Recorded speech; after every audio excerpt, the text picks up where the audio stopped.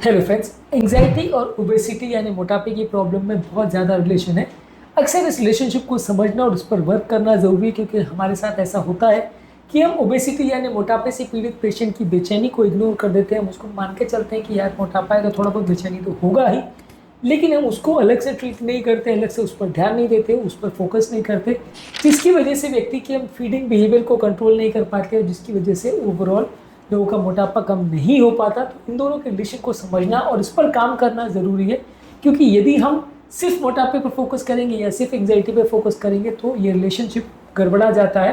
और जैसे जैसे मोटापा बढ़ेगा एंग्जाइटी बढ़ेगी, और जैसे जैसे एंग्जाइटी बढ़ेगी मोटापा बढ़ेगा। आपस में क्यों ये कोरिलेशन है और ये कोरिलेशन के बारे में जानना और समझना क्यों ज़रूरी है, इस बारे में आज बात करेंगे। टॉपिक पर जाने से पहले जो लोग हमारे चैनल पर नए हैं मैं रिक्वेस्ट करूँगा चैनल को सब्सक्राइब करें, वीडियोस को लाइक करें, शेयर करें, फॉलो करें, कमेंट करें, पूरा देखें। टॉपिक इंपॉर्टेंट है, इसे एंड तक देखिएगा। चलिए शुरू करते हैं।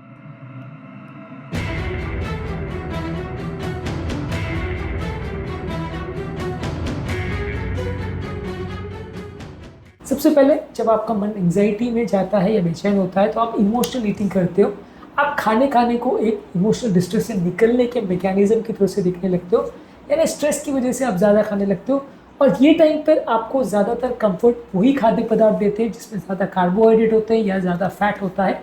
वही खाद्य पदार्थ आपके ब्रेन में डोपामिन रिलीज करते हैं। डोपामिन से आपको अच्छा लगता है, एक फील गुड फैक्टर क्रिएट होता है, जिसकी वजह से आपके मन में एंग्जाइटी कम हो जाती है और आप ओवर ईटिंग करने लगते हो। Over a period of time ज़्यादा बार आपको एंग्जाइटी होती रहती है और ज़्यादा आप खाते चले जाते हो, जिससे वजन बढ़ जाता है।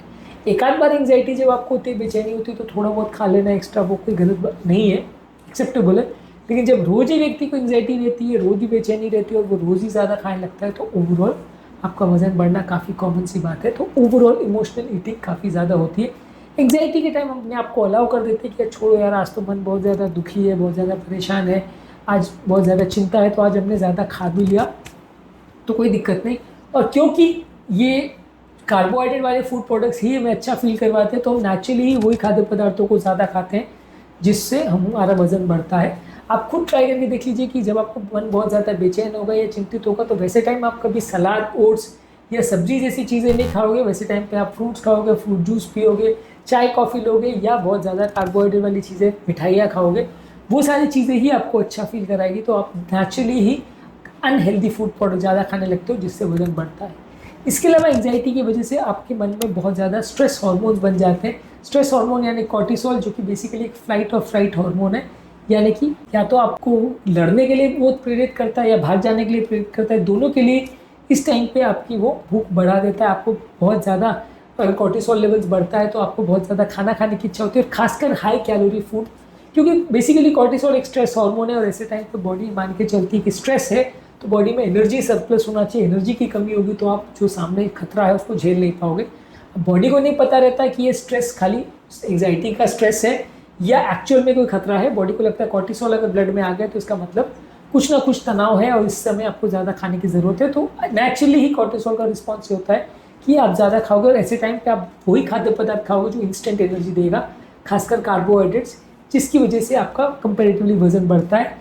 इसके अलावा कॉर्टिसोल आपका पेट पर भी फैट बढ़ाता है, यानी बेली फैट बढ़ाने में भी कॉर्टिसोल का सिग्निफिकेंट रोल है। इस एरिया के फैट स्टोरेज को ये इन्फ्लुएंस करता है। इसके अलावा बहुत ज़्यादा एंग्जाइटी और स्ट्रेस होता है तो हम ओवर ईटिंग करते हैं। ज़्यादातर लोग कई बार या तो एंग्जाइटी की वजह से बहुत ज़्यादा खाते हैं या खाना मिस कर देते हैं, स्किप कर देते हैं, जिसकी वजह से बाद में एक्स्ट्रा भूख लगती है और बिंज ईटिंग कर लेते हैं या ओवर ईटिंग फिर बहुत ज़्यादा कर लेते हैं। तो ओवरऑल एंग्जाइटी वाले पेशेंट्स में ज़्यादा चांसेस है कि वो व्यक्ति का वजन बढ़ेगा और वो ओबीज हो जाएगा। ऐसा कुछ केस में भी हो सकता है कि व्यक्ति कम खाए और उसका वजन बहुत कम हो जाए, ऐसा भी हो सकता है। एंग्जाइटी अलग अलग व्यक्ति में अलग अलग तरह का रिस्पॉन्स क्रिएट कर सकती है, किसी को ज़्यादा खाने के लिए, किसी को कम खाने के लिए प्रेरित कर सकती है। इसलिए ऐसा ज़रूरी नहीं कि हर व्यक्ति का वजन ही बढ़ेगा, लेकिन ज़्यादातर लोगों में बढ़ा हुआ वजन देखा जाता है। इसके अलावा ज़्यादा बेचैनी होने से हमारा स्लीप का पैटर्न डिस्टर्ब हो जाता है, जिसकी वजह से नींद का प्रॉब्लम होता है, हमें प्रॉपर आराम नहीं मिलता और बॉडी में जो स्ट्रेस हार्मोन्स है वो बढ़ जाते हैं। बॉडी में जो हंगर हार्मोन्स है उनका कंट्रोल गड़बड़ हो जाता है। हंगर हार्मोन यानी ग्रेलिन और भूख शांत करने वाला यानी सेटाइटी हार्मोन यानी लेप्टिन, ये दोनों प्रॉपर काम नहीं कर पाते, जिसकी वजह से हमारा भूख का पैटर्न गड़बड़ा जाता है। हमें बहुत ज़्यादा भूख लगने लगती है और कई बार खाना खाने के बाद जो भूख शांत होनी चाहिए यानी जो सेटाइटी है, सेटिस्फैक्शन मिलना चाहिए, वो नहीं मिल पाता है, जिसकी वजह से और हमारी हेल्थ बिगड़ती है। स्लीप प्रॉपर नहीं हो जाने की वजह से कई बार लोग एक्सरसाइज नहीं कर पाते, इससे भी वजन बढ़ता है। लोगों की एनर्जी लेवल्स बहुत ज़्यादा कम होती है, इसलिए बैठे बैठे का जीवन व्यतीत करते हैं, इससे भी वजन बढ़ता है। ज़्यादा एंग्जाइटी होने की वजह से लोगों का फिजिकल एक्टिविटी करने के लिए मोटिवेशन भी चला जाता है, उनकी एनर्जी लेवल्स भी कम हो जाती है, जिसकी वजह से वो कोई भी एक्टिविटी या एक्सरसाइज में एंगेज नहीं कर पाते, एक बैठे बैठे का जीवन व्यतीत करते हैं, जिससे कि वजन बढ़ता है और मोटापा ज़्यादा होता है। इसके अलावा आप एंग्जाइटी के लिए कई बार कुछ मेडिसिन का प्रयोग करते हैं, जैसे anti depressant medicine, selective serotonin reuptake inhibitors और सेरोटोनिन नॉरएपिनेफ्रिन रीअपटेक इनहिबिटर्स।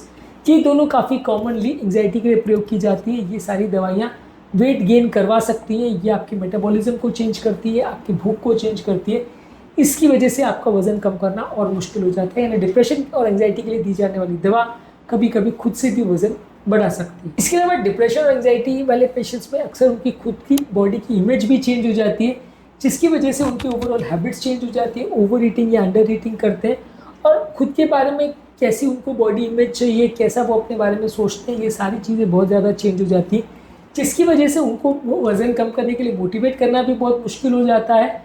और इसकी वजह से लोगों का बिहेवियर को कंट्रोल करना, उनको एक्सरसाइज करवाना, उनको वज़न कंट्रोल करने के लिए और हेल्दी रहने के लिए प्रेरित करना, अपने ध्यान रखने के लिए प्रेरित करना, ये भी बड़ा मुश्किल हो जाता है।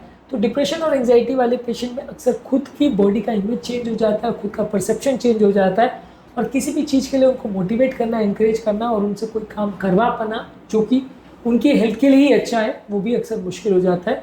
तो इस तरह के पेशेंट में यदि हम एंग्जाइटी और डिप्रेशन जैसी प्रॉब्लम को फोकस नहीं करते हैं, तो मोटापे को कंट्रोल करना अक्सर ज़्यादा मुश्किल हो जाता है और अक्सर कई बार लोगों को फ़ायदा नहीं होता है। तो ऐसे केस में साइकेट्रिस्ट से इनको मिलना चाहिए, कॉग्निटिव बिहेवियर थेरेपी करना चाहिए, योगा मेडिटेशन करना चाहिए, प्रॉपर अच्छी नींद रखनी चाहिए। ये सारी चीज़ें उनकी ईटिंग बिहेवियर को चेंज करेगी, उनके वेट पैटर्न को चेंज करेगी, और ये सारी चीज़ें करने से ओवरऑल आपका एंग्जाइटी इंड्यूस वेट गेन को कंट्रोल करने में मदद मिलेगी।